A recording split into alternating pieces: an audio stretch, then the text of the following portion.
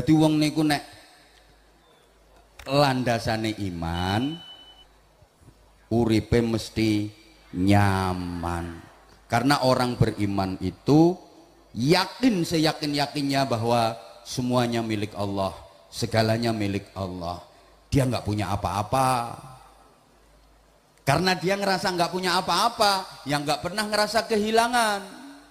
Sehingga dia nggak pernah susah, wong sebabnya orang susah itu karena merasa kehilangan. Para jamaah, iman pula yang menjadi motor penggerak dari semua amal-amal kebaikan kita. Mulane lek redaksine ayat Quran niku ketika membicarakan amal solih mesti sebelumnya didahului dengan menyebutkan iman. Amanu baru wa amilus solihat. Halo? Kok nggak konsentrasi sih? Kapan nerangke amal solih niku sadurunge mesti ono sing nerangke iman. Jadi amanu dulu baru wa amilus solihat. Karena iman ini adalah motor penggerak dari semua amal kebaikan. Kalau ada amanu, maka selanjutnya yang terjadi adalah amilus solihat. Tapi kalau nggak ada amanu, yang nggak bisa amilus solihat. Artinya gini, iman itu motor penggerak semua amal-amal soleh. Kita sholat, kita puasa, penjenengan budal ngaji, penjenengan derek sholawatan, derek zikir. Ya ini karena didorong oleh motor penggerak yang namanya iman. Kalau nggak ada iman, nggak ada amal soleh. Ya Allah ya Karim.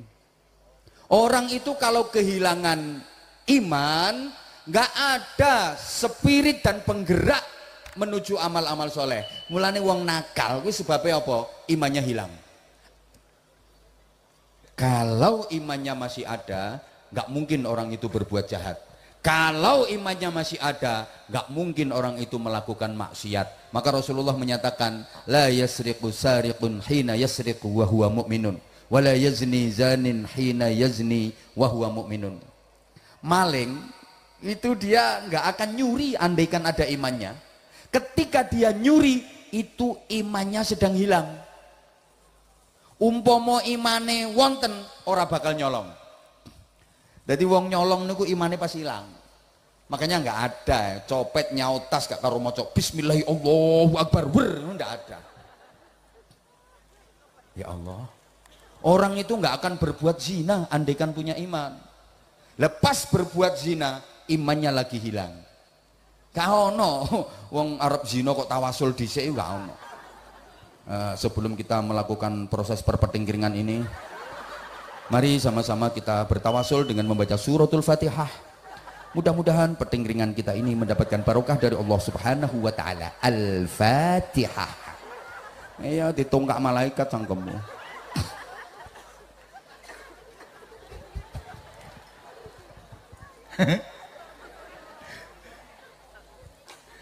Pokoknya janji seono imane, kalau masih ada iman orang itu nggak akan berbuat jahat, orang itu nggak akan melakukan maksiat. Kenapa sampai berbuat maksiat? Kenapa sampai berbuat dosa? Karena imannya hilang. Iman pula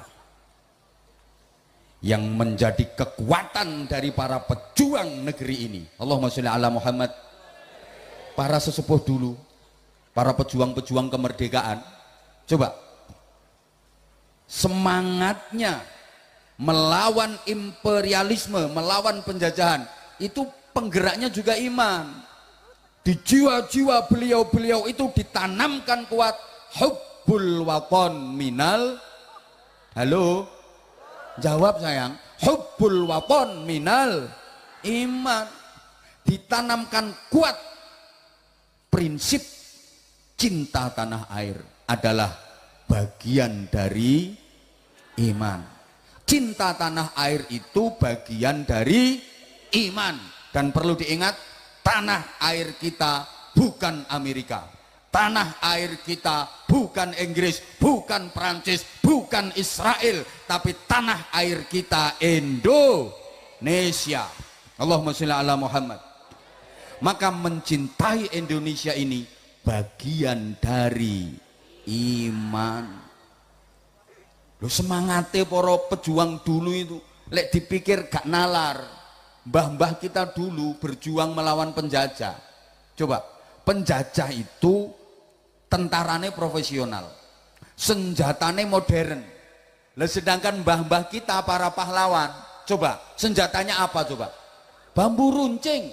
Bahasa Inggrisnya the pucuan, the pring. Jajal toh, ahli strategi perang mana yang berani taruhan? Pucuan, musuh meriam. Meriam tenanan, dudu Meriam Belina, dudu Mariamah. Lho kok iso menangi lho.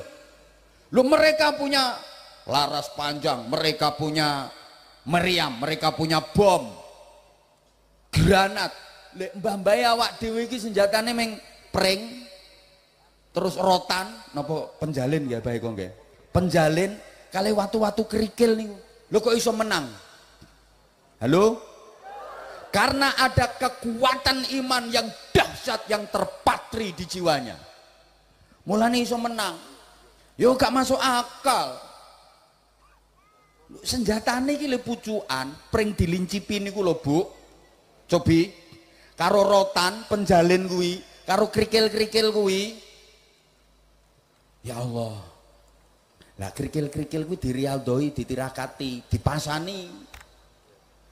Krikil cilik-cilik ini diwacake ayat kae waraddallahu alladhina kafaru bighaydhihim lam yanalu khaira wa kafallahu almu'minina alqital wa kana Allahu qawiyyan aziza. Lha iki krikil yo iso ngalang-alai granat, iso ngalang-alai bom. Mobil tank, tanke Belanda lewat, trimo diantem krikil meledak. Dar. Lah meledak kok mosok kok crut ngono.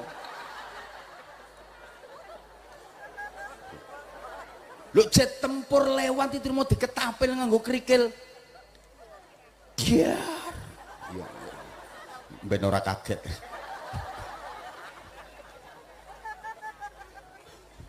Wes, sekarang yang kedua. Nah, pertama tadi iman ya, ritual. Sekarang yang kedua perbaikan sosial. Manusia ini adalah human socially. Tirokne bareng human mana? Astagfirullahaladzim. Pokoknya kapan ora ditirokne wis langsung ditutup donga bubar. Perbaikan sosial ini yang dilakukan adalah satu, menghapus diskriminasi bareng. Dua, menghilangkan kriminalisasi bareng.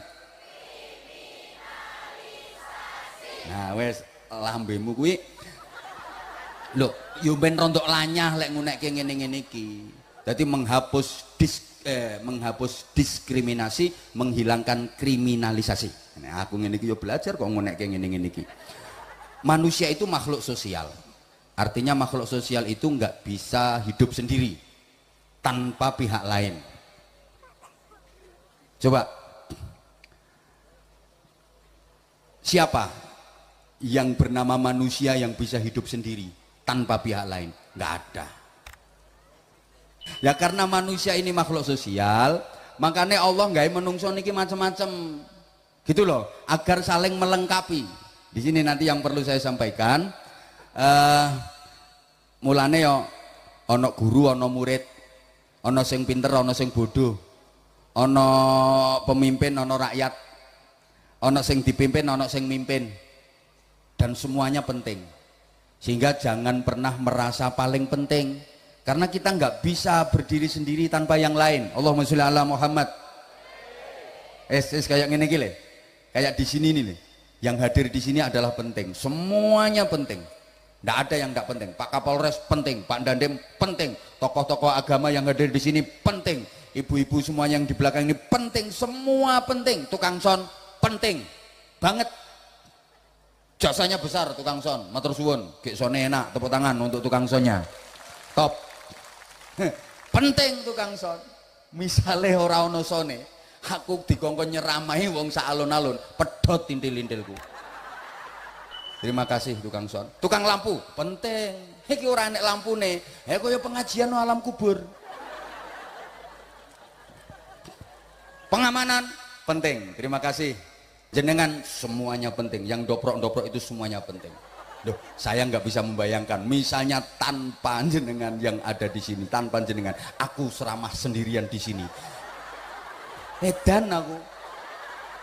Ora wani aku. Mulane nek wis kaya ngene iki aja rumangsa paling penting. Guru penting, murid yo penting. Ora ana murite, yo arep mulang sapa? Mulane guru ra entuk goblok-gobloke murid. Kadang ana guru sing model ngono kuwi. Kayak murid diulangi angel ngono. Diulangi ora nyetok, ora dong-dong. Bocah goblok, jare muridé, "Pak, nek aku ora goblok, sampean ora dadi guru, Pak. Sampean dadi guru entuk bayaran iki mergo barokah aku sing goblok iki lho, Pak. Niki sing goblok malah gurune iki jenenge." Halo? Sampai orang sakit itu lo penting, karena adanya orang sakit sehingga ada sekolah-sekolah kesehatan, ada fakultas-fakultas kedokteran, ada klinik, ada rumah sakit, ada farmasi. Loh, ya karena barokah wong loro.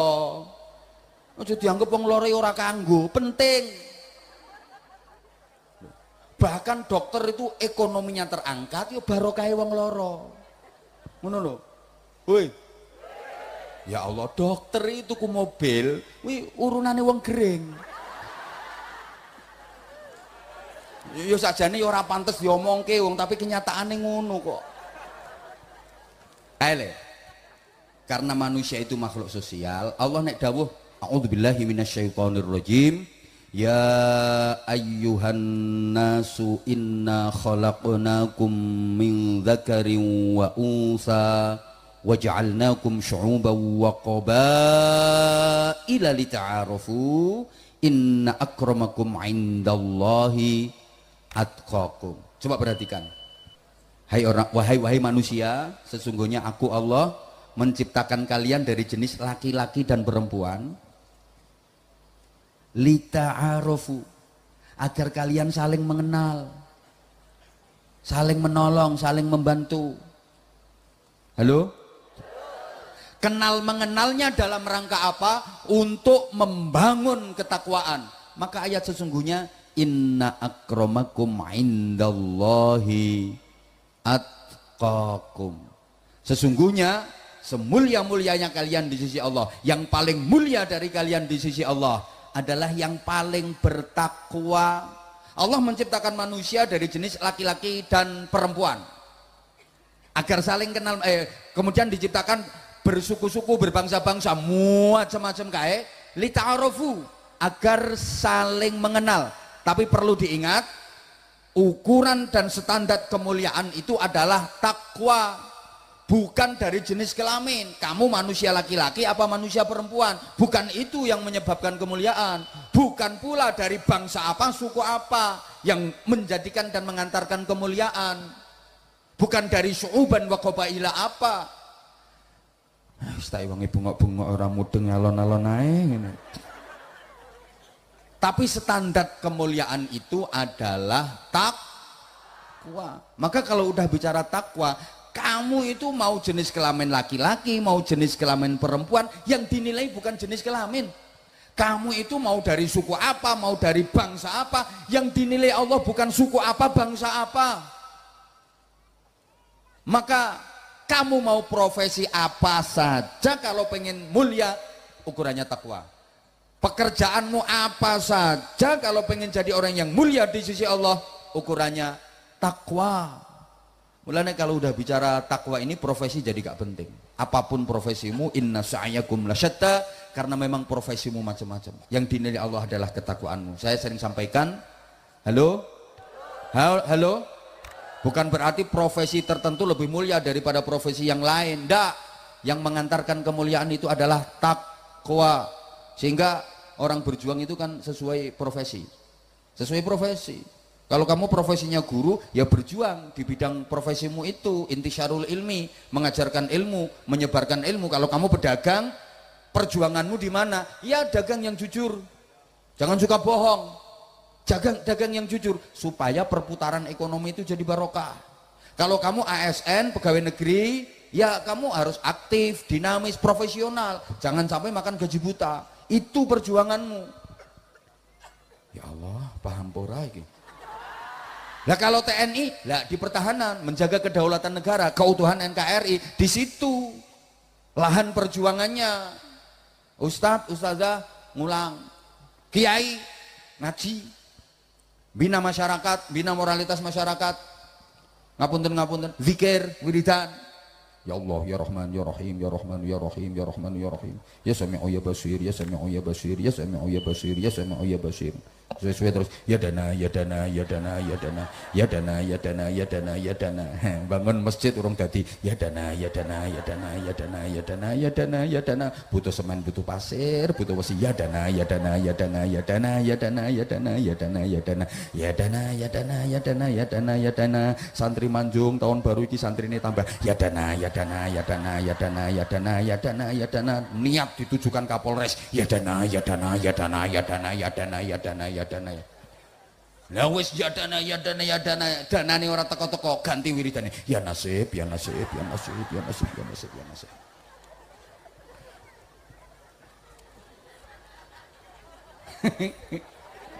Loh. Polisi berjuangnya apa? Ya Kamtibmas, keamanan ketertiban masyarakat. Bagaimana wilayah hukumnya bisa kondusif, aman, terkendali. Di situ ibadah Pak Kapolres, jangan diiri. Nah, Pak Kapolres juga kon tahajud tiap malam. Oh, anggur bengi Pak Kapolres, Allahu Akbar. Entul-entul jadi duli-gulik entut-entut, gobek-gobek cerekan. Allahu Akbar. Entul-entul jadi duli-gulik entut-entut, gobek-gobek cerekan. Allahu Akbar. Entul-entul jadi duli-gulik entut-entut, gobek-gobek. Bareng ngono terus wiridan sampai subuh Pak Kapolres. Silo muter tasbih. Wer wer wer wer wer wer kotak wer sulastri wer wer Sumiati teko Sumiati wer kabine ireng Sumiatine wer wer Sumiati wer. Akhirnya pagine Pak Kapolres gak iso mimpin apel, gak iso ngondisikan anak buahe, gak ngantor, kacau. Anggota polisi sak Mapolres Wonogiri kacau kabeh. Iki tahajude Pak Kapolres ora keterima. Mulane tahajud arang-arang ae ndan. Malah seneng wis ora tau tahajud diomongi ngene. Jarene Abah Hamzah ke Kapolres ora entuk tahajud jarene ngono. Yo tahajud tapi arang-arang ae. Yang penting anggotane wis to iki bareng iki pangkate sik ndek-ndekan yo manut subhanallah keren seneng aku iki wong iki. Pokoke membanggakan Wonogiri. Iki iso pondok barang ngono wis. Tapi yo tugas utamane polisine yo aja dilerwakno. Kok nekani undangan terus sampai lali. Nek mbok terusno nyaingi aku yo enggak, seneng aku. Arek iki seneng aku, masyaallah, seneng. Lah mulane terus iki berarti nek makhluk sosial saling membutuhkan berarti dikongkon rukun. Lho intine ngono. Jadi apapun upaya untuk memecah belah apa maneh riak-riak disintegritas sing apa jenenge ngono ku ndan Pak Ndandem. Lah iku kudu betul-betul diberangus. Apapun upaya yang ingin memecah belah kita. Ayo nggih prinsip iki lho, nggih prinsip iki. Rungokne to. Kan ya mikir rumangsamu ceramah syukur jeplak ngono apa piye. Loh, Indonesia ini luar biasa loh, punya teori persaudaraan yang keren. Persaudaraan antar umat seagama, persaudaraan antar umat beragama, persaudaraan antar umat beragama dengan pemerintah. Oh, kaya dong ngono kuwi. Ringkes-ringkes saya lek kepengin luwih panjang yo kapan-kapan ngundang maneh. Wis tak kandhani hitungane per menit kok. Loh, persaudaraan antar umat seagama. Mohon izin untuk saudara-saudara kita yang beragama selain Islam, mohon izin. Kita yang umat Islam ini kan diikat dalam satu akidah La ilaha illallah. Nah, sesama umat Islam harus bersaudara. Jangan sampai gara-gara perbedaan kecil akhirnya bermusuhan, akhirnya terpecah belah. Ayolah kita belajar dari, maaf, beberapa negara di Timur Tengah. Porak-poranda, perang saudara, gara-gara perbedaan-perbedaan kecil itu awalnya. Ayolah kita belajar, sekali lagi belajar. Jadi kita prihatin ya, prihatin Timur Tengah yang terus-terus dilanda perang. Kita prihatin banget. Tentu kita selalu mendoakan saudara-saudara kita yang di Timur Tengah sana. Ya Allah, mudah-mudahan perangnya segera berakhir, mudah-mudahan menjadi kembali damai gitu loh. Ya kita prihatin, tapi kita juga harus mengambil hikmahnya. Jangan sampai itu terjadi di Indonesia. Halo?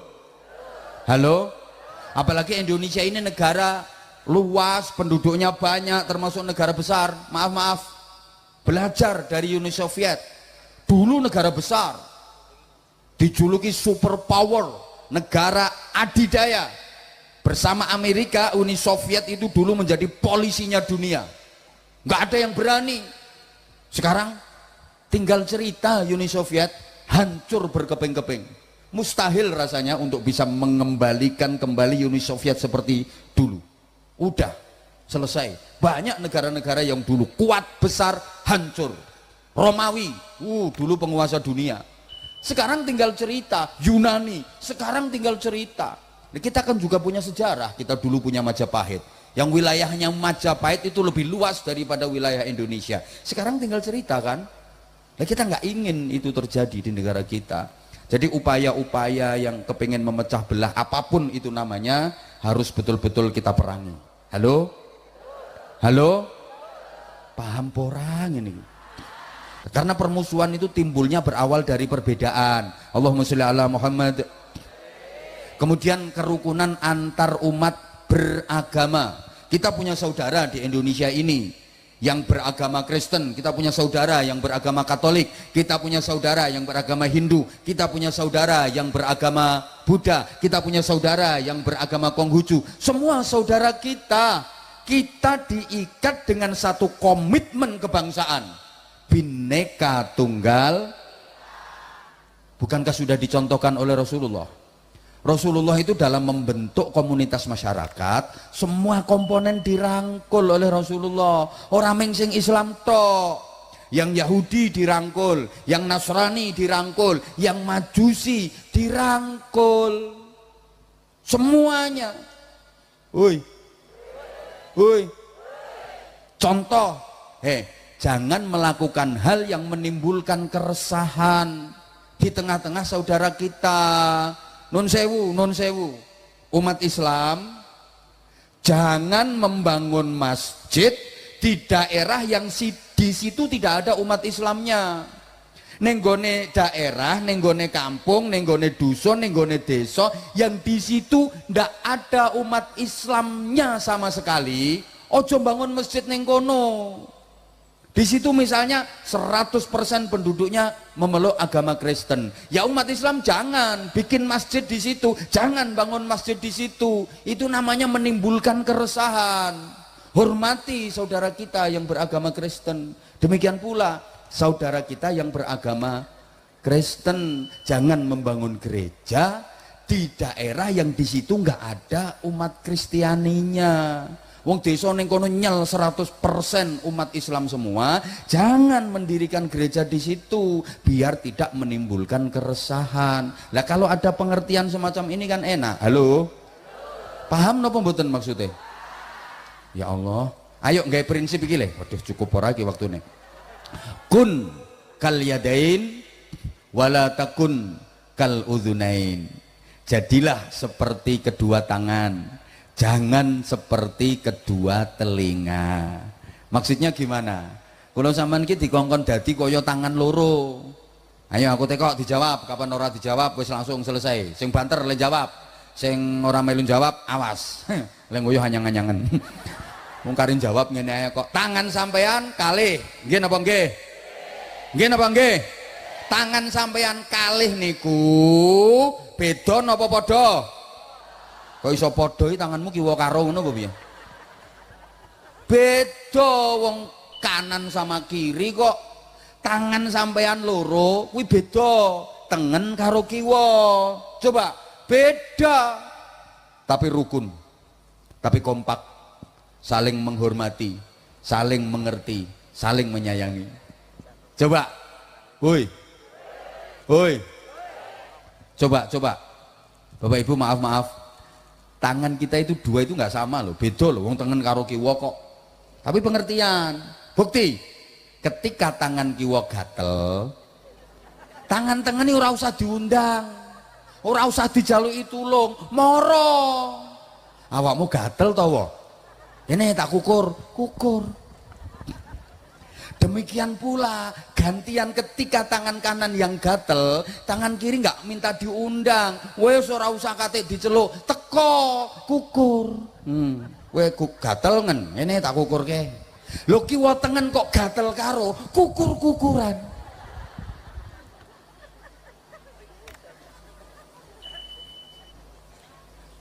Halo? Paham napa mboten? Artinya kalau ada saudaramu, temanmu, tetanggamu kesusahan, datangi, hibur, bantu dia.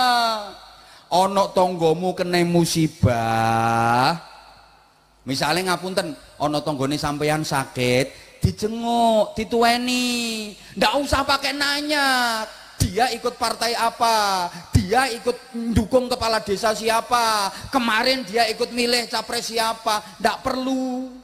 Ono tonggone loro arep nyambangi, arep nueni, mau jenguk leren musyawarah selak Astagfirullah, paham pora iki. Beda dua tangan kita, kanan dan kiri, tapi saling mengerti. Tangan kanan iki tugasnya sing apik-apik. Tangan kanan ini loh, bagian sing apik-apik.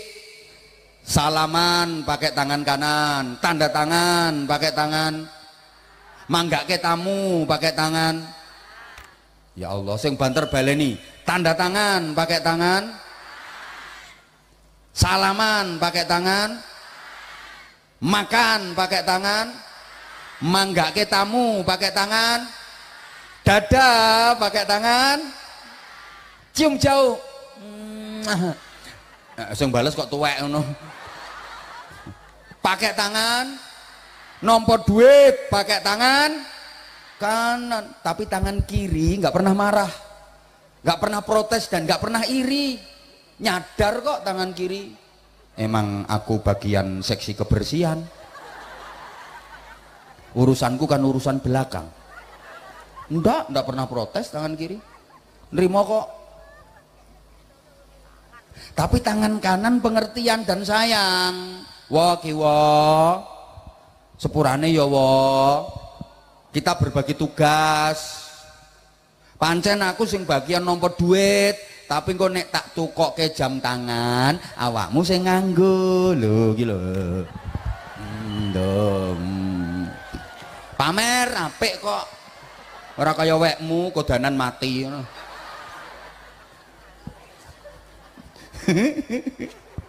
Jadi tangan tengen ngono, ya wo panci aku sing bagian nomor duit, tapi engko nek tak tukok ke cincin, awakmu sing nganggo lho.